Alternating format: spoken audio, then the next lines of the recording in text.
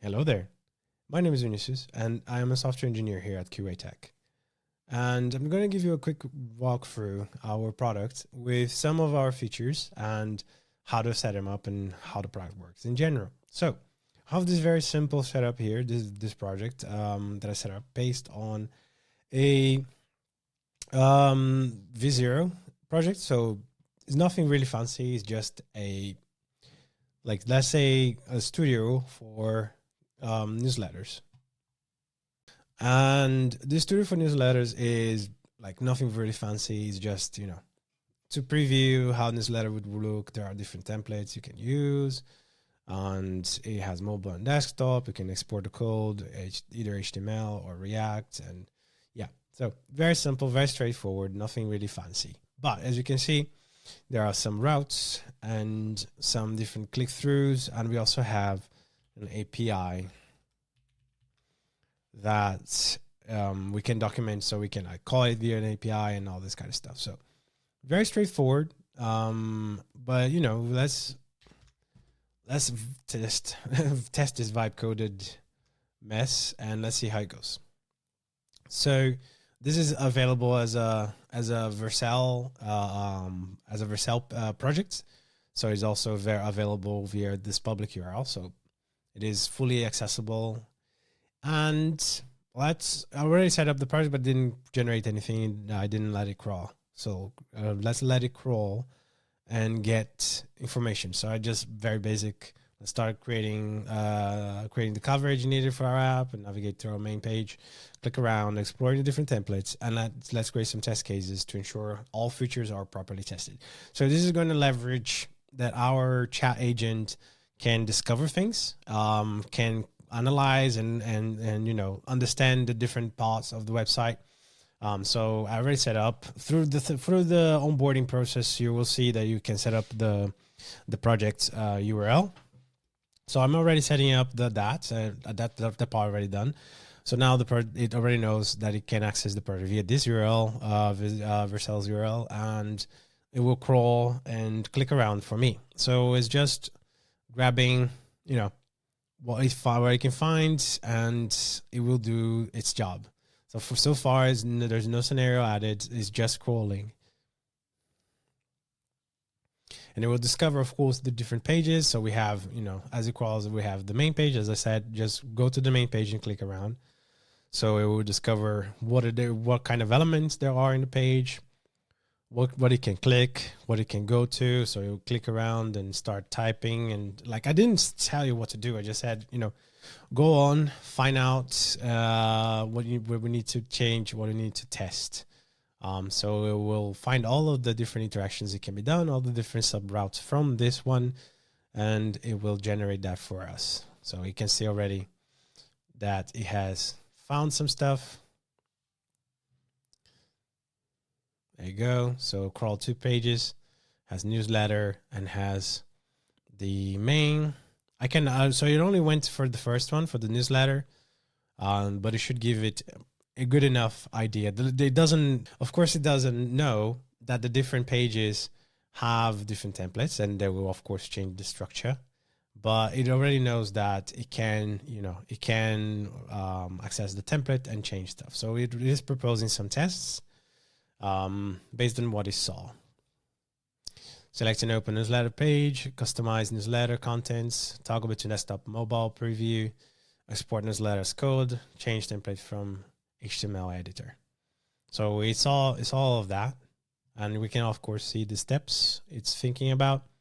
So this is a really good step, and of course we can iterate over, right? We can have a different chat session going through the steps it missed, and we can always just ask it to create more steps. But this is good enough for now. Let's add all of them. Let's see. But you already see here that is going through the test and is having like a dry run for the test, because it will discover the different steps in order to create them. So we can add those tests selected. There you go. It's added to the project, so we have them in test cases. Which is also creating this test to customize newsletter content. So whilst it's doing that, we can also take a look at another part of this newsletter creation. There you go. I'll suggest this. I'm adding there. So we can also go to API docs. And as I said, like it also has an exposed API where we can make requests, and we have some very basic level authentication authorization. And we have here documentation of how the basic types of this endpoint in question, what it expects, and some examples, right? So it has here just very basic, pretty much like API docs level style. So this is good. And I'm going to actually just create another session for us to expand upon that. So navigate to the API docs page, and let's create tests for API tests for the different cases you see there.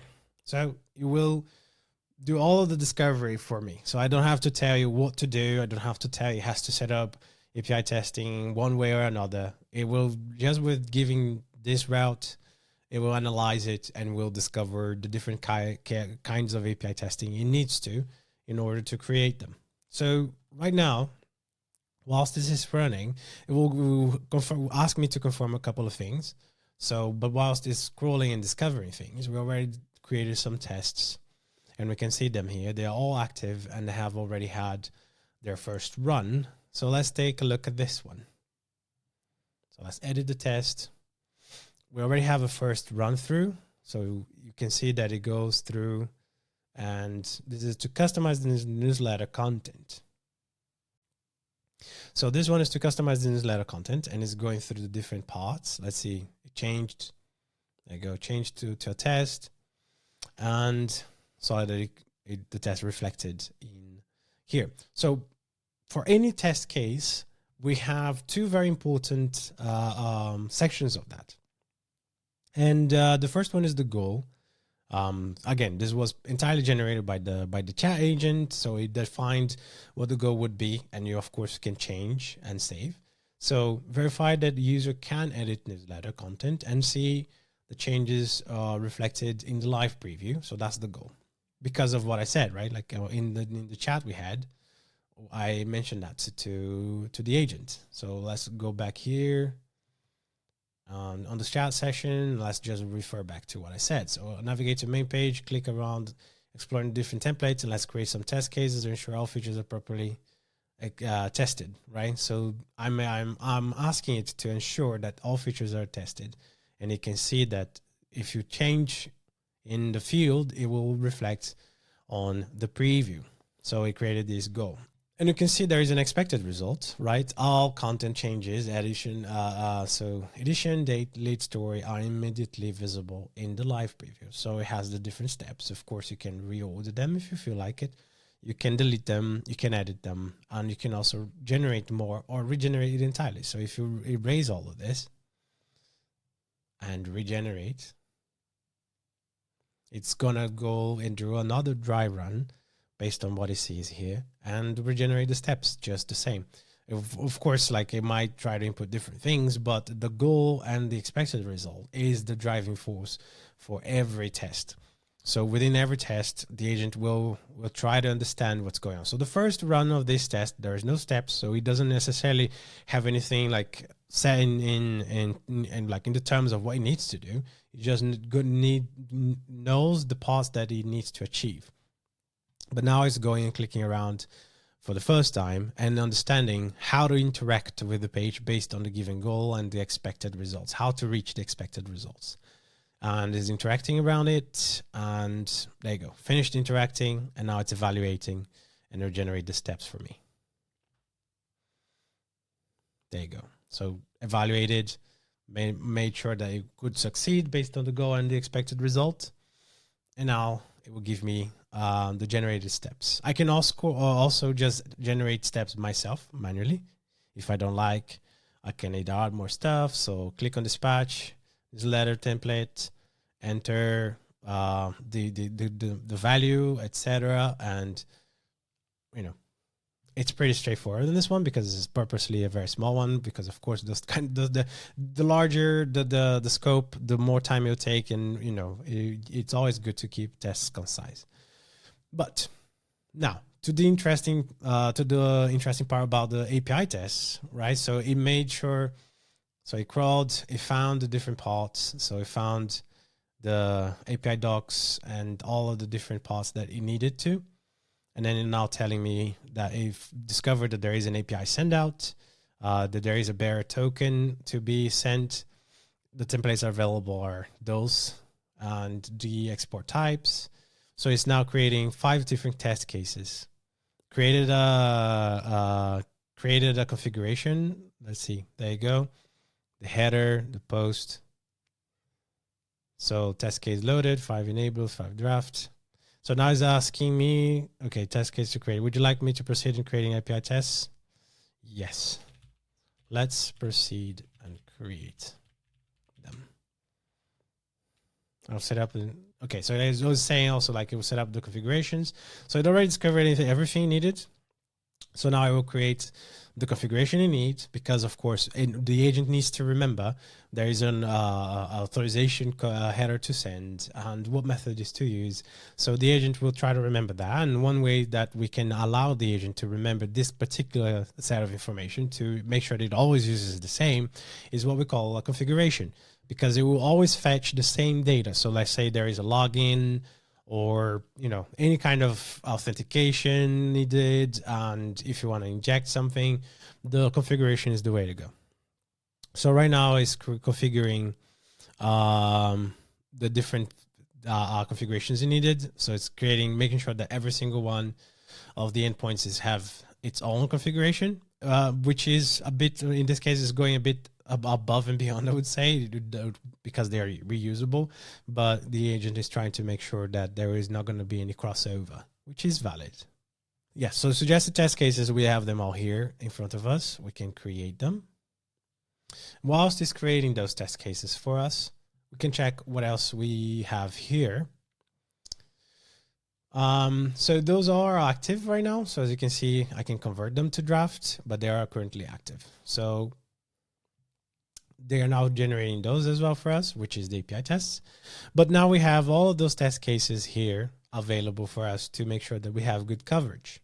And we have the configuration for this project, the settings for this project. So you can see we can rename it, of course, and we have you can have more than one application. So we have just this one application, web application.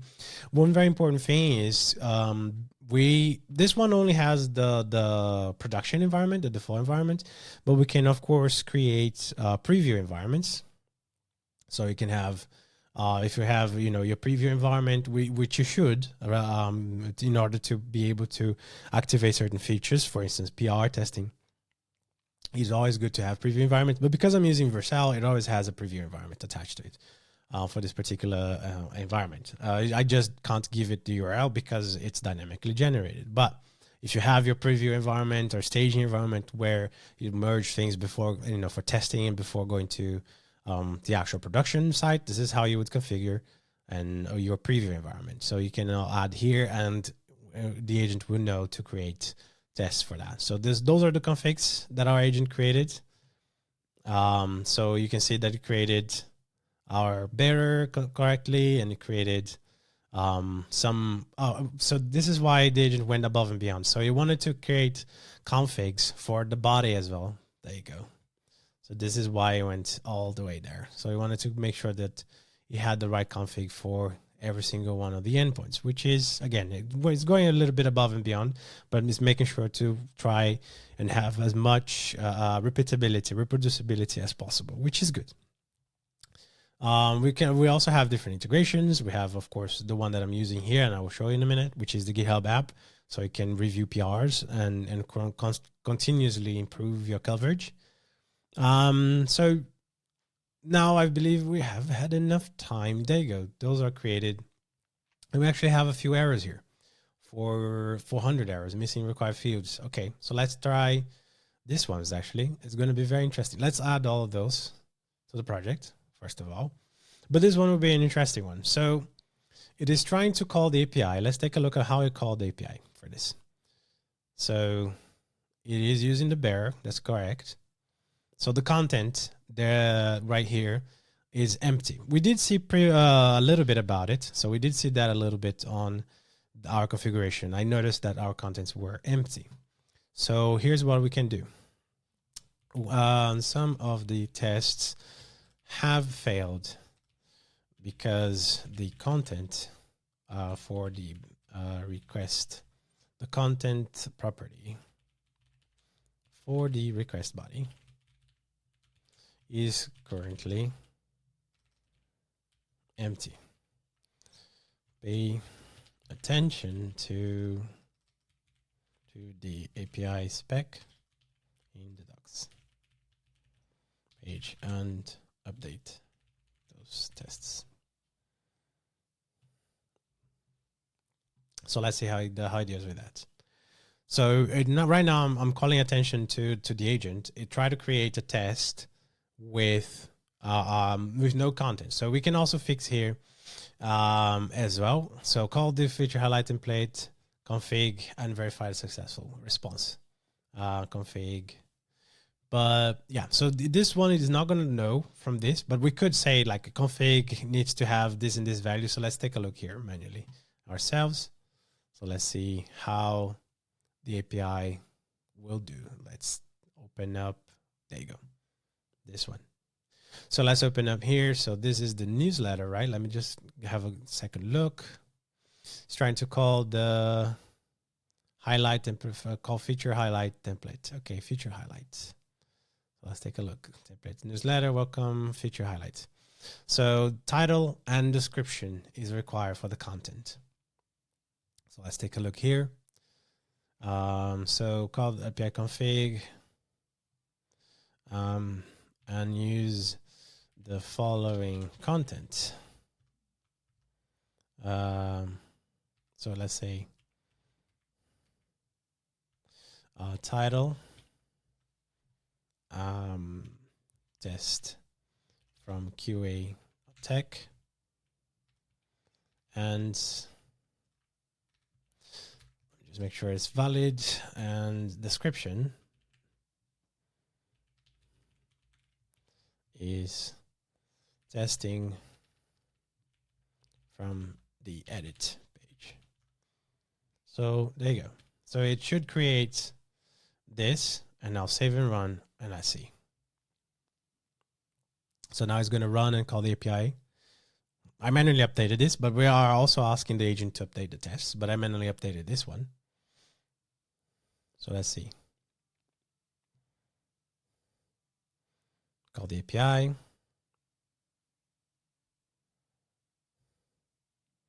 And there you go. So now it returned 200. So let's take a look at how the API got called. The body got called with correct description. And the response, we got 11 headers and the following body, because we are using HTML to export. So it's pretty straightforward if you need to change things manually, of course. But the fun of it is that you can actually just add tests to change here manually. Well, I ask the agent to test. So right now I am asking it to change some of the tests. So I'm going to apply those changes. There you go.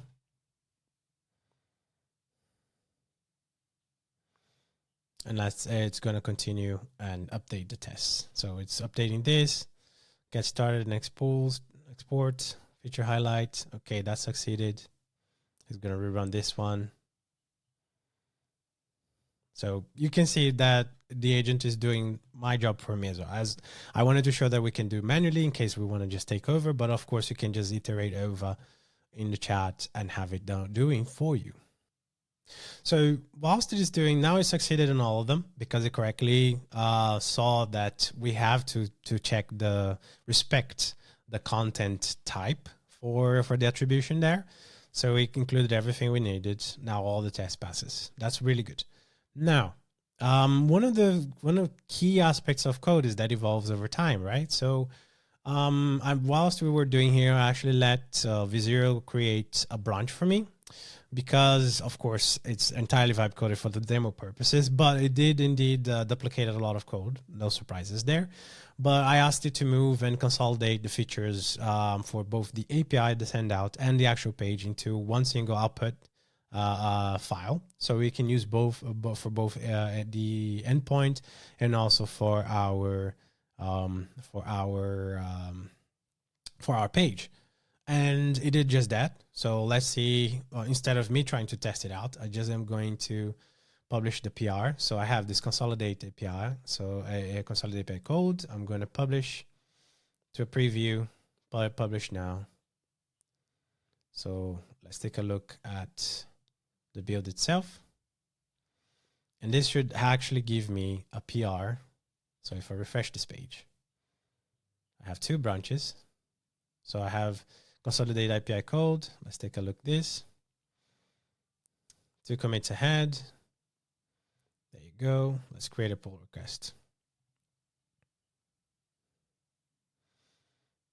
So right now we have this pull request running. Vercel, of course, is building, but QA.tech should also come here and allow us to test this automatically. So you can see that QA.tech is here and is checking for our environment. One of the things that is important to note is, in order to have the best possible results, I can go here to integrations. We can go to the GitHub app, and I configured it so to explicitly say, make sure to keep up to date to both our main and user-facing routes, and also our API changes in /API.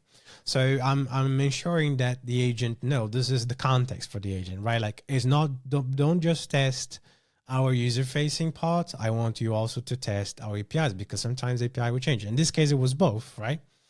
So the QA.tech agent is creating creating exploratory tests. It's exploring what changed, seeing what changed, and it's executing the end-to-end. So we can see the conversation here.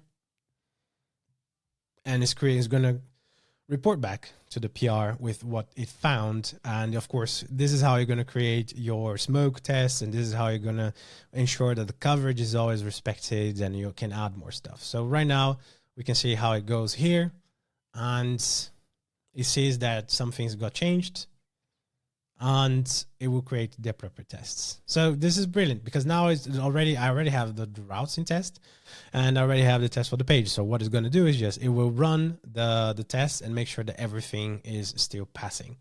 So this is great, right? So everything will be hopefully being reported here in a minute. And this is precisely the point of the exploring with the PR testing and all of this, the different integrations. So I hope this has been useful. Thank you.